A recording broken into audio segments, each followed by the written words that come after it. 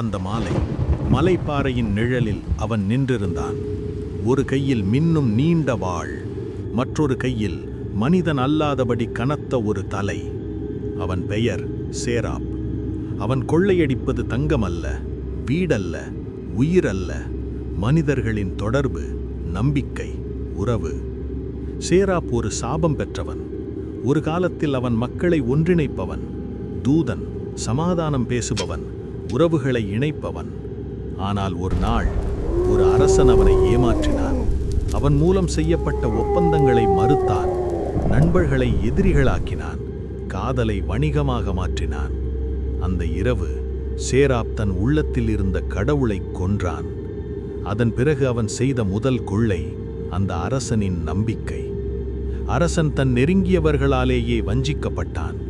ஒருவரும் அவனுடன் நிற்கவில்லை. இப்போது சேராப் ஊர் ஊராக செல்கிறான்.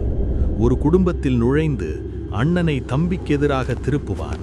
கணவன் மனைவி இடையில் சந்தேகம் விதைப்பான்.